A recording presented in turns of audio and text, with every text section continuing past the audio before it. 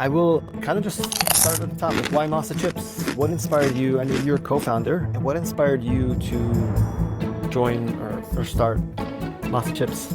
So my business partner Steven and I were actually friends for a while before Masa was an idea. We were part of a friend group that went on these New Year's trips every year. So one year we were in Copenhagen, another year we were in Vienna. 2.5 years ago we were in Miami, and I'm hungover January 1st eating Tostitos on the couch, trying to kill this hangover. And Steven comes downstairs in the Airbnb and he's like, dude, what are you putting in your body? Like, that's not food.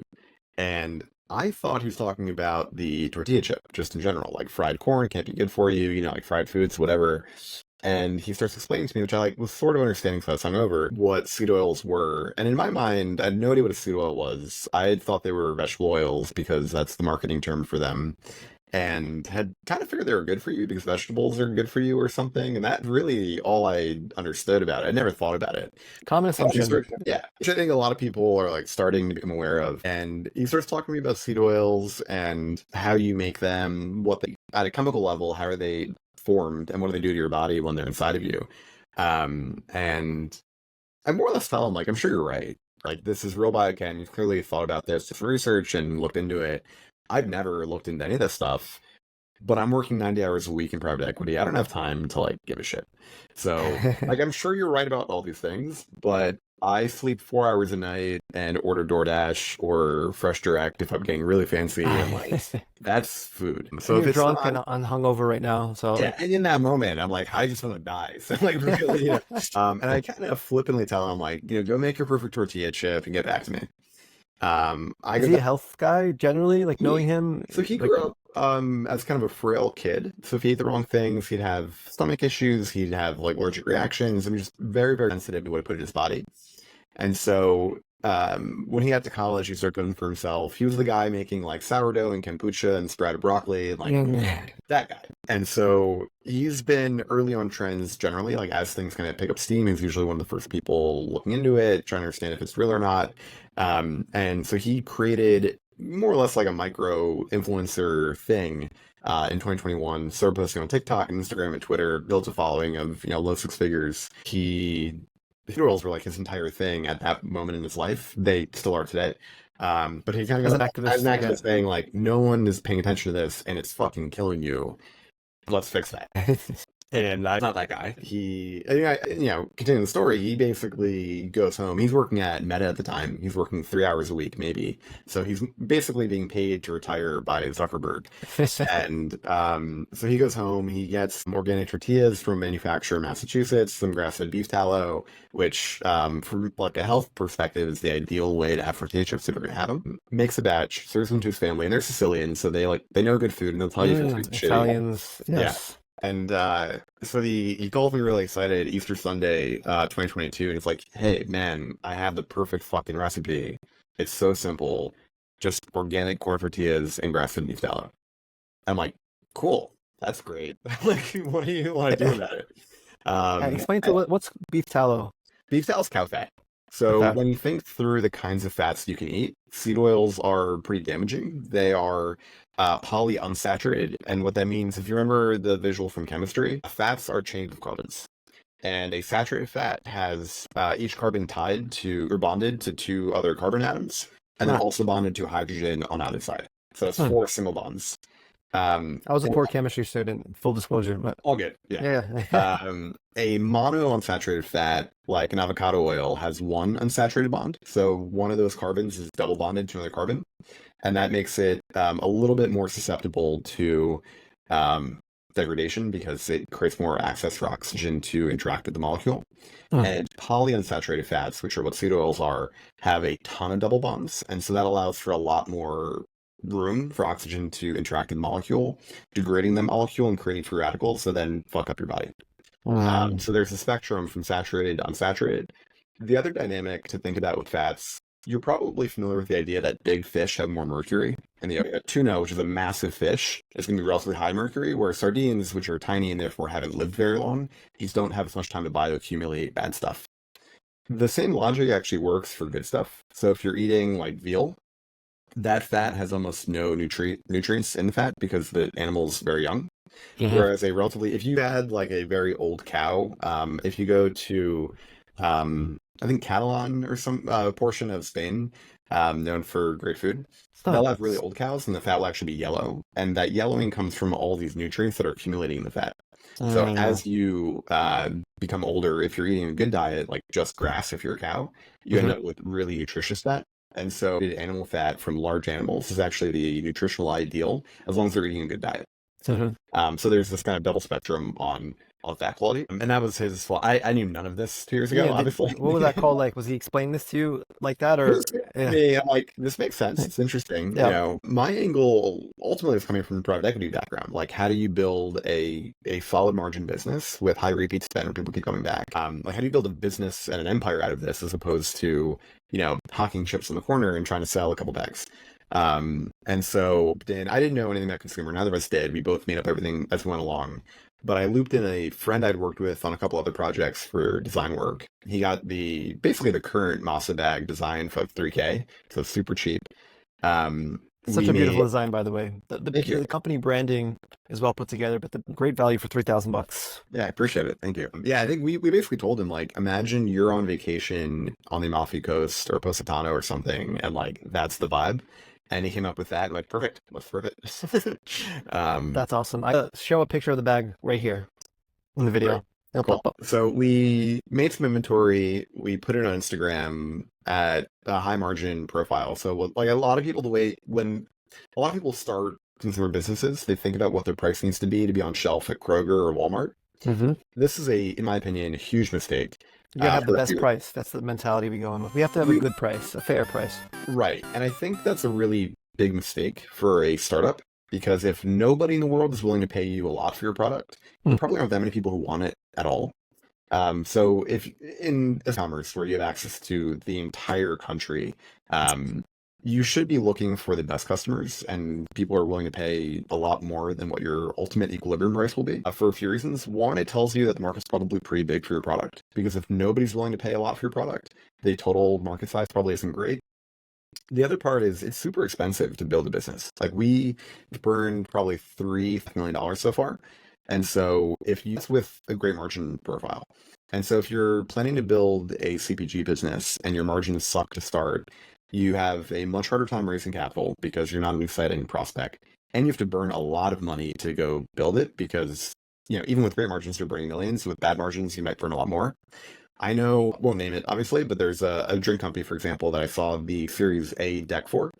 They I think we're at 20 million run rate and had burned $10 million in the last 12 months. And so still not big enough to exit. They built a company, but not big enough to exit. 15% margin profile. And that makes it very hard to track capital. And they were burning 10 million plus a year. Wow. And so if you're building a business that will end up in that situation, I think you're going to have a really bad time. And even if you did everything else right, got your pricing wrong, you're dead. And you're gonna money from friends and family. You're gonna take money from investors. You're gonna put in your own time, your own career reputation, and it's kind of all for naught because hopefully I'm wrong for anyone who doesn't agree with me, but I think it's a really tough road.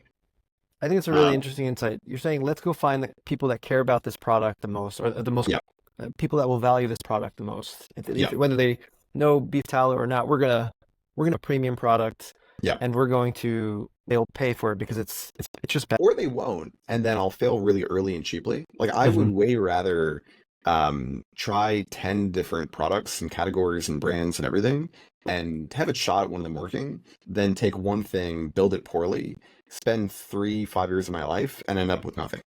And in a lot of ways worse than nothing, because not only did you not get paid for the work you did, but you've ruined a lot of relationships for people who trusted you and gave you capital. Hmm. You burned 5 years of your life where hopefully you learned a little bit, but like, nothing to show for it really. So I think that there are lots of biggest mistakes. Yeah. I think one of the biggest mistakes people make is failing expensively and taking a long time to do it. I think the ideal is that you try things out cheaply. You can test a brand for, 10 grand probably. Like it's not expensive to see if people are willing to pay you whatever price and whatever margin profile, or if people are going to come back and buy it again, which are, I think, the two most important things. What's that acquisition like? How do you put it inside friends and family? Because that's biased Yeah, information. totally. How do you acquire? What would you recommend to a brand starting today?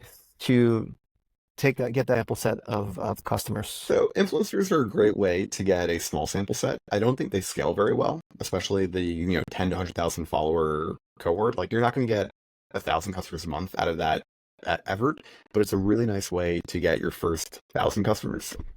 I think it's such a power law distribution where if you get 30, you're gonna have 3 that do all the work, right? And so Yep. I would focus more on finding winners that really convert for you. And you'll know pretty quickly, right? Within 2 weeks, either they're converting or they're not. And so if it takes you 10 people, if it takes you 30, you want to find like 2 to 5 that are performing. I think the customer acquisition side is actually really easy. I can convince people, you can sell a magic pill that makes you taller and more handsome and more charming. And you can put it on Meta and you can sell that product. The real test is if people come back. And so the most important stage of a consumer business, once you've gotten design figured out, or whatever, is just to get into market and see what your repeat behavior looks like.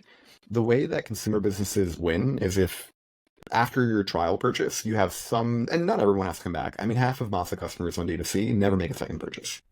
We still have a great business off of the, 40, 30% of heavy hitters who are buying it every month.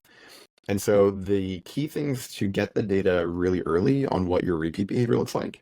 And if you show that you have good repeat behavior and your unit economics are going to work out, scale the hell out of it really fast. But the goal early on is not to build revenue, it's to prove that repeat behavior is good. And if repeat behavior is good, scale it as fast as you can. You're identifying that customer, that profile. Is it an audience on Meta?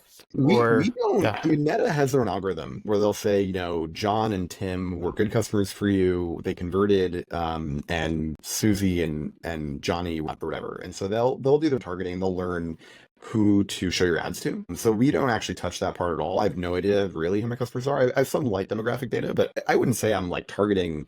It's everybody. Anyone. Yeah. What I do know is that my cohorts try the product, they fucking love it, and they keep coming back and buying more. And with that data, I'm spend as much as I can really on Meta, as long as my performance on ad spend is good enough. Is it mainly digital? Are there any other strategies? We do mostly digital. There are more traditional marketing channels you can spend time on. I've QVC or whatever it's called. I've heard people having really good success with them. Mm-hmm. I think we have an aversion to channels that are hard to do attribution on, in part because our marketing budget is still not huge. We're spending, $400K a month right now. Like we're not an enterprise business on marketing spend. And so good number, 300K for a startup. Yeah, it's working and it's good. But I would love to triple that within 3 months and just keep scaling and growing faster. But for us, hesitant to experiment with things like TV, radio, even podcasts, where attribution gets a little bit trickier. Podcasts have some attribution, right? You have the code and redemption on that. But all those things, because they're so hard to attribute, you can sink a lot of money into it that you don't actually get paid back for. And you might be looking for signal proving that it's working, and then you trick yourself. And so I'm sure those channels work at some price and for some scale. I'm head self. The other thing that I think is true about non-attributable marketing, like TV, is that you're probably going to get a lift when purchase is easy. So if they're in a grocery store and they see it, like, oh, that's familiar, like I'll try it, I'm curious. That probably works. We're not on shelf almost anywhere. So if you're not in New York or LA, it's honestly pretty hard to find MASA on shelf. That'll change over time. And so if you're, a Frito-Lay, you're on shelf every fucking store in the country. And then someplace, and you see an ad on TV, it might actually trigger some more purchase behavior when you get to the store. For us, there's no easy purchase behavior. You have to go to masachips.com and It's amazing. Yeah. And how many times have you seen a commercial then gone to a website? Right, it's happened, but it's pretty rare, right? So it's just a much bigger barrier to the behavior. And so, given our lack of grocery distribution, we're focused on D2C for now. Have you had to adjust the pricing of the product? How do you think about that? How much of it's like math versus what we feel is the right price, considering what's out there today? For us, it's actually been led by brand strength and being sold out. So we haven't had finished inventory in hand more than a day or two in the last, I think, 16 months now. That's amazing. So it's a problem in part. We can talk about manufacturing and what that process has been like, but because we have any finished inventory, I've had no pressure to reduce pricing. Where we have played with pricing is actually giving free bags alongside purchase. So it's effectively a discount, but forcing a lot more consumption. The thought behind that is that the more you eat, the more you get addicted. And you've had, if you like from Masa, you're not going back to Tostitos. If you've had 1 2 ounce bag, like that was good, but it might not click properly. And Yeah, so, yeah. We bought the multi-pack. You have yeah, lime, you have the spicy flavor, the yeah, regular flavor. You get the spectrum of tastes. yeah, Then we're starting to get hooked. yeah. We were hooked at that box. Yeah, yeah, that's awesome. Yeah, and we hear that a lot, right? Like people who have gotten a big enough chunk of masa suddenly find like they don't really want to go back to Tostitos, and even if the pricing is a little bit high, Tostitos just doesn't hit, And so even if you don't care about seed oils, the product quality is actually a big enough differentiator where if you've had enough, you're more likely to crack. So we have been it with like BOGO, where you'll get a couple free bags or something along with your first purchase. But the headline price hasn't moved, then I'm sure it will come down eventually, right? Like if we want to be competitive in Kroger and Target, that's likely to be a different price point. But for where we are right now, it's been working. You mentioned manufacturing. So Steven Yeah, comes to you. He's got this chip idea. yeah, He's telling you. He's calling you over the phone. And so yeah. what was the problem of making this? Was he making them at home in his kitchen? It is a pretty cute story, very in line with like the Silicon Valley garage, except it was New Jersey and tortilla chips, not silicon wafers. But he literally was making it home at his parents' house, and then we rented out a tiny kitchen. There was a guy named Garlic Steve who made fermented garlic. Very interesting character. I appreciate his insistence. We wouldn't be around without him. And we Shout out to literally, Garlic Steve. He's the man. And he literally rented out a single fryer in the back that would be free. And we used that to make our first, 10K or whatever worth of inventory. And then we decided we kept selling out and have the any production. So we decided to move to a leased space. So we got real estate. It's actually an old Merck office. It's like the pharmaceutical company. Mm. They abandoned it during COVID. The current landlord rented out basically the kitchen capacity, which was meant for the cafeteria for office employees. We retrofitted it with our own machines. We have a staff in there with 25 people now. Loves that. That's And amazing. it's cool, but also a huge pain in the butt. I mean, you have to manage 25 more people that if I were so backtracking a little bit, a typical consumer company will have what's called a co-manufacturer or co-packer up front. So any brand you're interfacing with on the consumer side typically will have manufacturing capacity with some third party, and they're really a marketing business that's saying, look at my great product and my sticker slapped on it. For us, we tried to do that. I would have loved it if I could have found a co-packer willing to do masa, because it's a really, you don't get paid well for manufacturing. But what we found was that with the animal fat, nobody was willing to work with us. So we wanted to be kosher if we could. We couldn't because there's actually, to be kosher, you have to slaughter the cow in a certain way. Mhm. And there's not enough grass-fed, grass-finished cows slaughtered in a kosher manner. And so for it to sustain and so we couldn't be kosher. Most co-manufacturing in the country is kosher by default. It's just kind of an easier thing for them. So that was a huge issue. Saturated fat is solid at room temperature. And so there's manufacturing complexity with working with solid fat. And there was concern about a USDA compliance. It actually does not apply to us because the tallow is a small enough percentage of the final product. But there's anxiety, and most co-manufacturers are like, that sounds hard. I'm not doing it. No, thank you. So we talked to about 200 potential co-manufacturers. They all told us no. And that's why we have our own factory, which was not the plan originally. The nice thing on the back end of all of this pain is that we're now the only manufacturer for animal fat fried chips in the country. I have Wow. competitors. I have potential competitors reaching out to me asking if I'm willing to co-manufacture for them. The answer is no, right? Because like we're not going to kickstart a competitor for You need the ourselves. capacity right now. Yeah. We need the capacity and we want to create a competitor. But it's been bananas how hard it is to make animal fat manufacturing for chips. And hopefully it ends up being a really powerful mode for us in the future. That's awesome. That's awesome.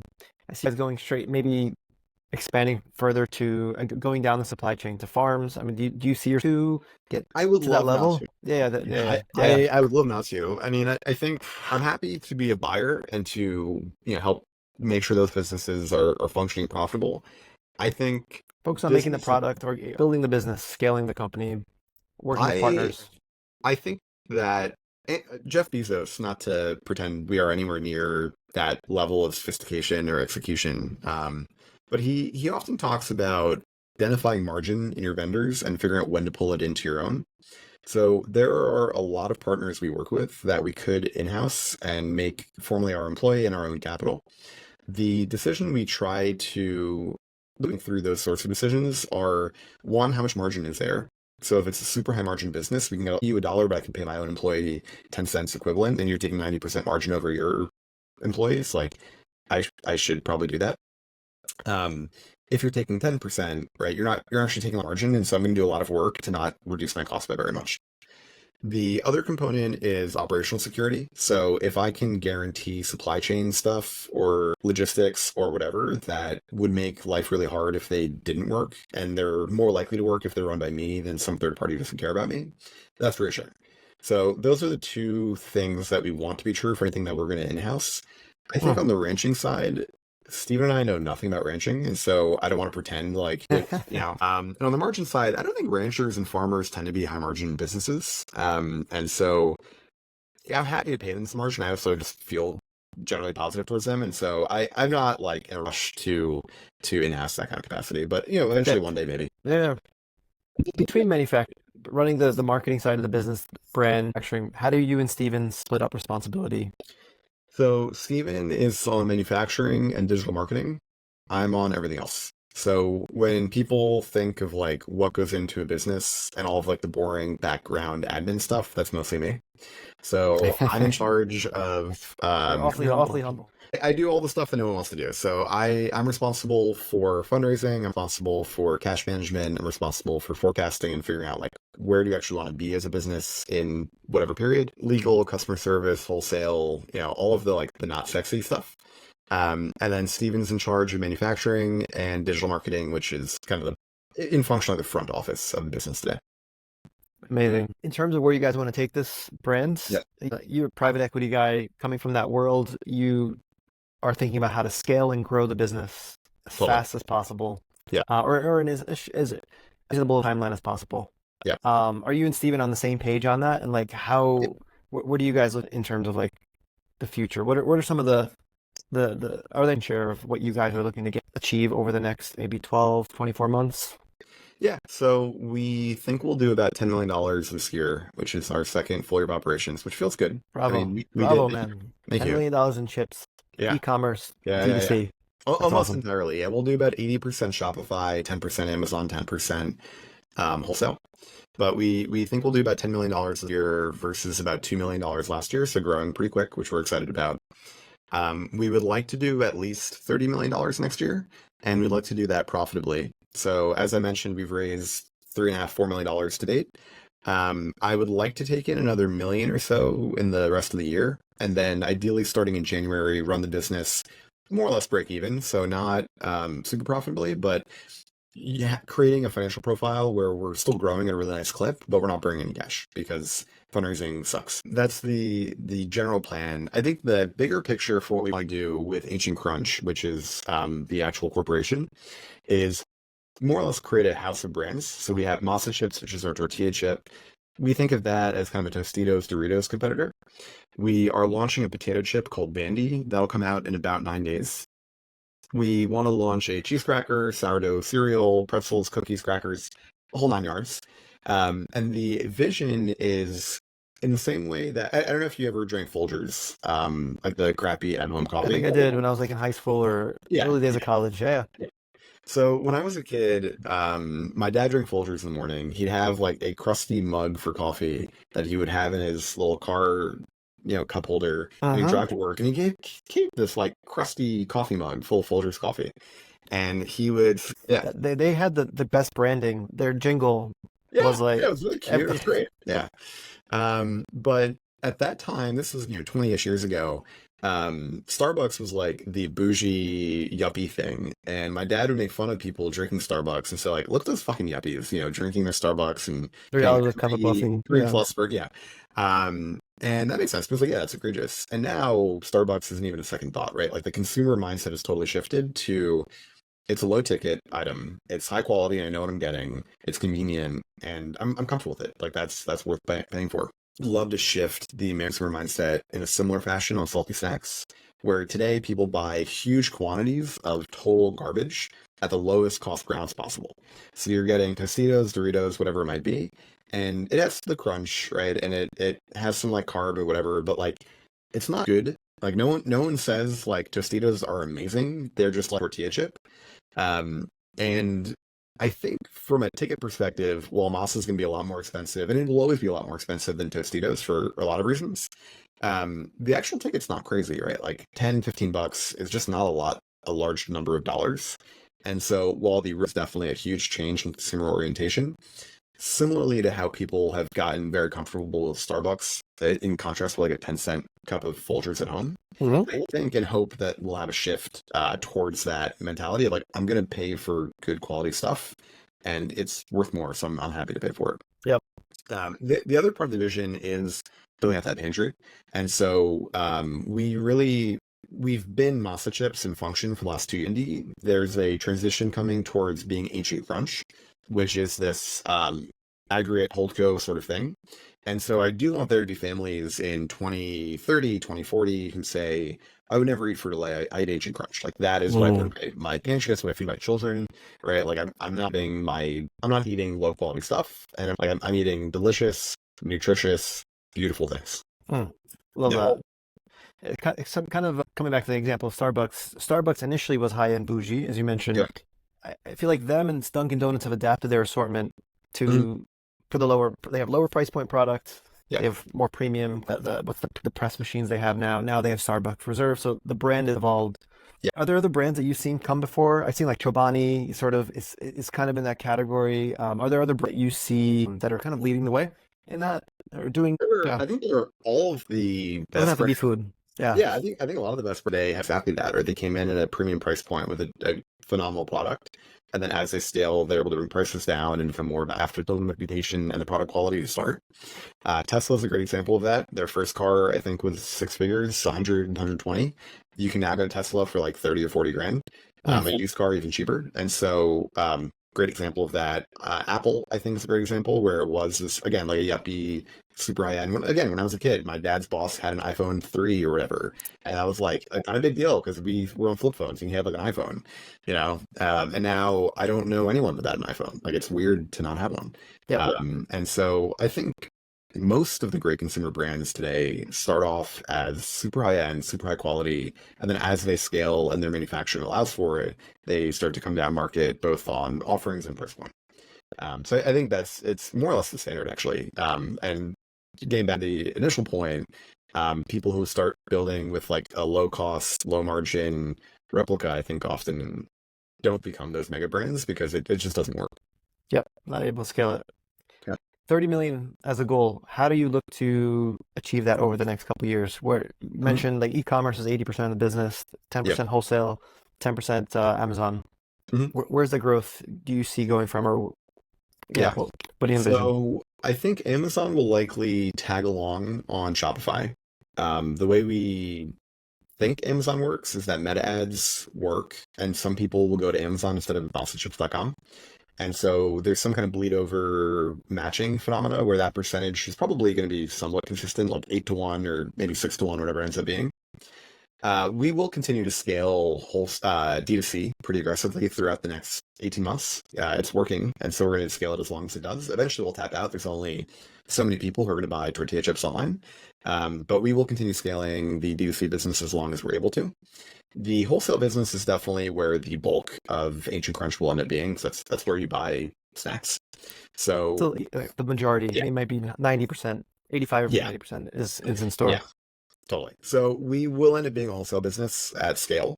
We are currently at Citarella in New York, where we are the number one brand for salty snacks. We're at Erewhon as well, where we're also the number one for salty snacks. So we are performing really well where we've started. We're now talking with some larger banners, which I won't mention because we're not on shelf yet. But the plan is to kind of roll through, starting with those super high-end boutique, 5 or 10 door locations, and go downstream into the nasty channel, so think Whole Foods, Sprouts, etc., and then a little bit farther out, like a Kroger or Target. From a supply chain perspective, we probably can't service Whole Foods or Sprouts for a while. They're just too big for us. And so our plan is to stick with the smaller door locations for the next probably year and a half. And then with the onboarding of our new factory, which is planned for late 25, might being early 26, the intent is to be like a national brand at that scale. Cool. Amazing. So build up a local presence with the wholesale and then Yeah. scale it up. That's exciting, man. Cool. Yeah. And part of the logic on that as well is I think a concentration is really scary. So you can have a buyer at Whole Foods or Sprouts or whatever to have a bad day and say like, you guys are getting cut. And it's not necessarily personal, it might be personal, I don't know. But when you have Could be one, detrimental. it's a big problem either way. And so, for us, if we think that Whole Foods could be a $30 million business for us, we can't service today anyway. But if we're a $50 million business and 60% of our business is Whole Foods and they decide that we're out, I'm bankrupt overnight. Like you can't recover from 60% revenue drawdown like that. And so I would rather large banners come in when I'm a big enough business to like absorb a loss if there should be one. And I think a lot of people get out over their skis where they think it's really exciting getting into Target and Whole Foods whenever early. But if anything goes wrong, you're bankrupt immediately. And like growing really fast is great, but I think you used the word earlier responsibly. I think it is irresponsible to allow for account concentration where if something goes wrong, Steve is lucky to have you thinking about. I'm sure Steve is also talking about these things, but I think those are really valuable lessons. A lot of time, balanced portfolio and an incremental sort of $50 million to take on a $20 million account is risky. Is very risky. Yeah. Cool, man. In terms of product innovation, like how are you finding time to the chips are coming out soon? Is Steve always like, is Steve the mad inventor? We have a fun R&D guy. He's awesome. He's like a 20-something covered in tattoos who just loves cooking. And his full-time job is like make more recipes, iterate on the product, keep making it better, temperature, fry time, all these little nuances that can make the product a little bit better. It's super simple, right? It's a tortilla fried in beef tallow, so it's not like there's 85 layers of things to experiment with. But his name's Ryan. We have him working full-time, just like improve what we have, make flavors. He made the potato chip on his own, that was all him. So we love it. Go the right direction, and we'll say, our next product. So after this, we plan to launch a cheese cracker with really high quality cheese and real butter and all that, and great wheat and all that kind of stuff. And so we just kind of tell him like, here's what we want you to go do, make it happen. And he iterates and makes great products, and he's crushing it. Amazing. Yeah. You get to taste a bunch of delicious things along the way. A little town like systems, managing the factory. Like, is there ERP? Do you guys have like? We use a Google Sheet today. Okay, love it. Yeah, we will eventually end up probably on like the Microsoft ERP or something, or whatever. It's like there's a scale where Google Sheets do not work. But they're essentially just storing sources of truth. It's just sources of truth. And for us, like we don't have any inventory corner with whatever's been made in the last 2 hours, and that's kind of all we have given time. So our biggest thing from an ERP perspective is making sure that we buy what we need and don't run out of things. And we have someone on procurement here named Shayla. She's great as well. And so she stays on top of it. She orders stuff, and it works. That's awesome. Yeah. Google Sheets is amazing. People hate on spreadsheets, but people love their tools and gadgets and softwares.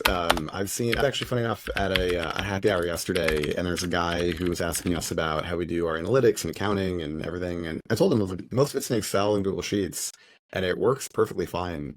And he started offering to put me in touch with all these different software companies. I'm like, I don't need any of that. You're going to pay costs to learn a software that doesn't work the way you think it does.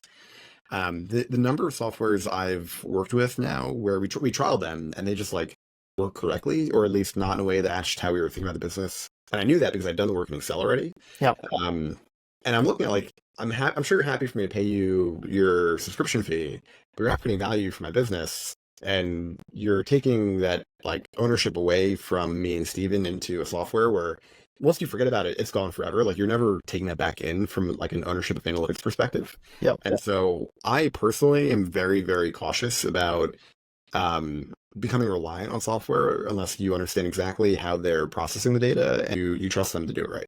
I think simplicity is what you've done in your business, keeping it simple, the product is made today, shipped today. And as it relates to tools, actually, Google Sheets is very, you can integrate, there's all sorts of programming that you can run inside of it. What would be your advice to founders that are starting companies, that are thinking about tools, that are thinking about systems? I would think about systems and tools as things that you adopt to duplicative behavior redundant.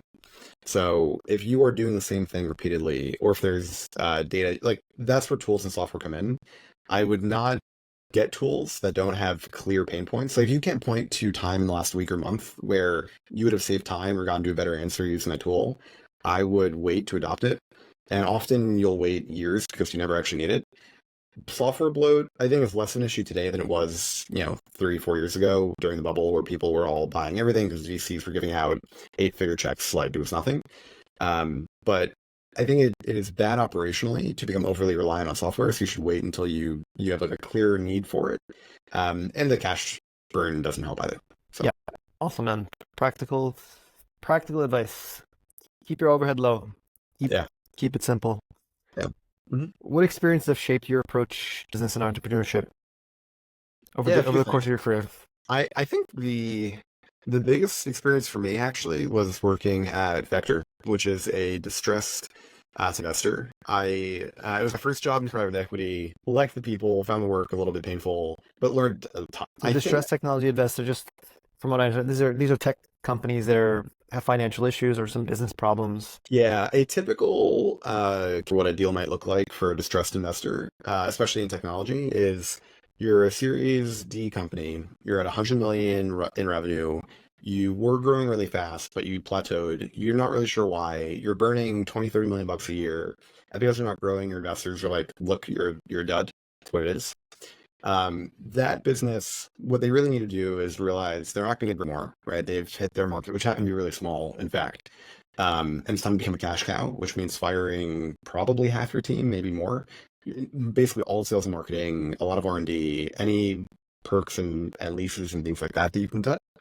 And that actually done right can produce cash, and that's worth a good bit. So if you take a 100 million revenue business, it has a 60% gross margin, maybe that's 30 million bucks in EBITDA that you could create, and that might sell for 240, 300 million bucks. If you can buy that for 100 million and then do all the cost cutting relatively quickly and flip it for 2.5, 3x, great deal. So that's a bread and butter distressed technology deal. What I learned from that is a lot about how to think about what is a business worth late stage, and therefore what should you be doing early in order to get to that.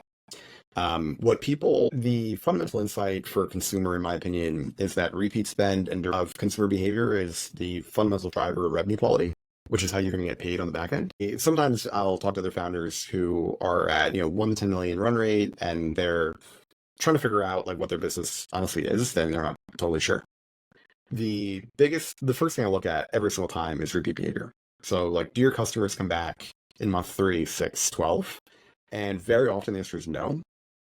I think appreciating that dynamic came from private equity, where that's what I was looking for as an investor, is quality of revenue. And if we fired half your team, what would happen to your business?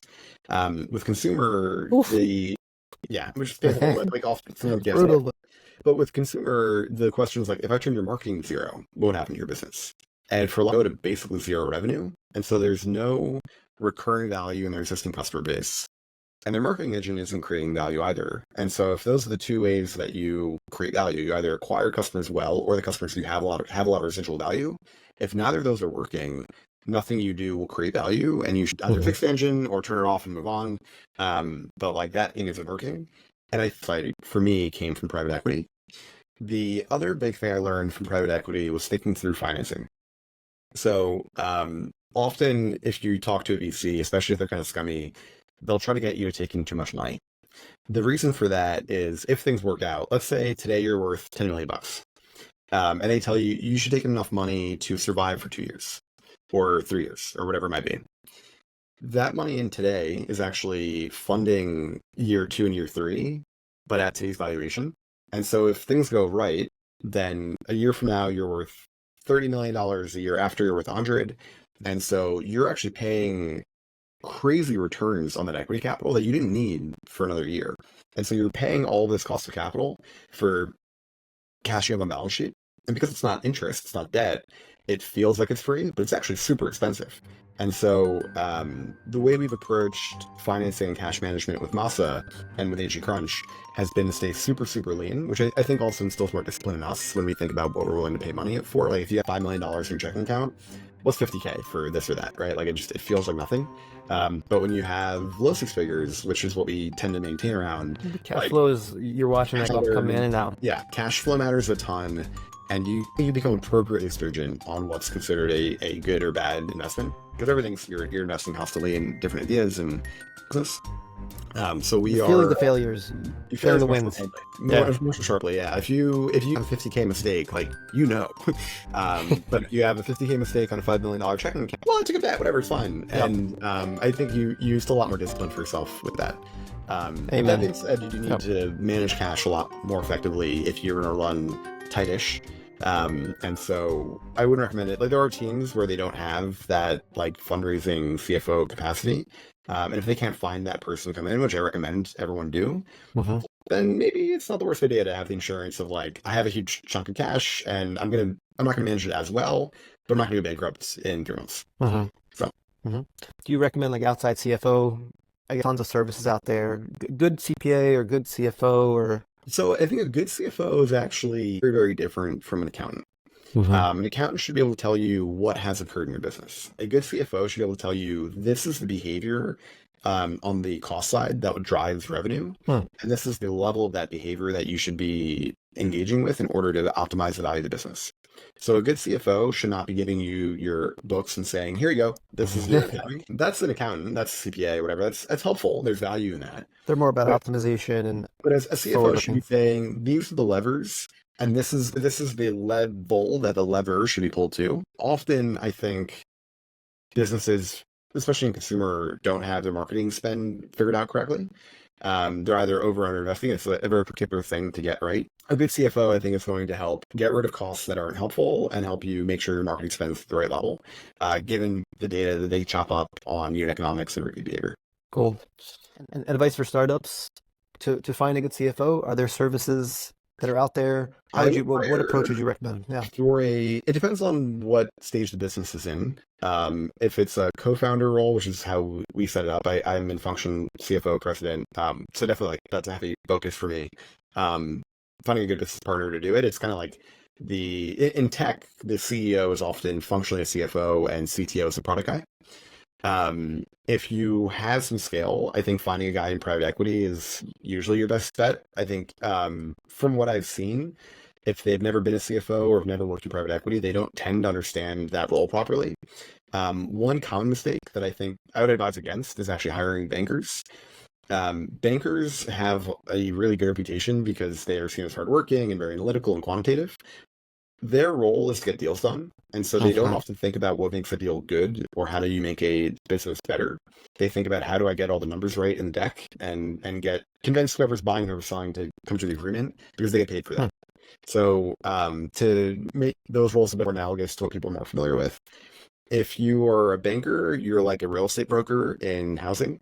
So your real estate agent is not generally like that sophisticated on what you should pay. They just want you to buy something because they get paid if you buy. The real estate investor is a private equity guy. So they're thinking through like, what do you do to the house? What should you pay? When should you walk away because the pricing isn't right? How do you do financing around it? All that stuff. So I personally would recommend anyone looking for a true CFO plugin to focus on either a private equity guy or a girl, woman who's been a CFO prior. Awesome. Thank you, Seth. That was great. I really appreciate advice for startups. In any stage is to sort of have that financial focus, keep it simple. But at the level multi-million, 5 million plus, you should actually really start the business, in my opinion, with that financial focus. I think so. I think you avoid a lot of by having the right people around the table. One other broad concept I think is helpful to keep in mind. Sure. You can own almost everything or everything of a business, or you could own 5% of Apple. And obviously those are extreme ranges, but I think there are people who need key help to come in and they're not willing to get it because they want to keep the equity or the cash. And sometimes it's the right decision. Like not every hire is a good hire. But if there's a hire that will help you double your outcome and you have to pay them 5% of the business, that's a great trade. I think there are founders who are a little bit too stingy on equity and then missing out on key hires that would get a much better outcome for themselves to be greedy about it, right? Mm-hmm. Mm-hmm. Yeah. It's trust. It's putting the business first also. Totally. I find it's a little bit, you have to kind of be in that world. It's having those conversations. Personally, relatively, haven't worked with me new to that world, but having these kind of conversations, we've spoken in the past, but just like getting out there and having these combos with bankers, but also people that are doing the diligence and like true investors. Other founders. Like, I think there's also, outside of the fun stuff, there's a ton to learn from what other people have already figured out. Like there's no extra points for figuring out yourself. If you can have someone else tell you, like, this is how I would think about it, and they're right, great. Like that's free value for you. So I found like the New York City founder network to be super, super helpful. And I have group chats where people are always asking questions like whether it's something small like a software vendor or something big, like think about CAC payback on Shopify, like everything in between. People are always asking and iterating and learning from each other. Power of community. Yeah. Seth, thank you so much for this. I appreciate you taking the time out of your busy day building some of the most delicious chips I've ever had in my life.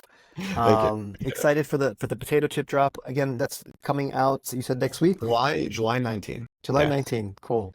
So yeah, definitely our 2-year anniversary to be about it. That is awesome. Kudos to you guys. Thank you. Thank you again, bud. And really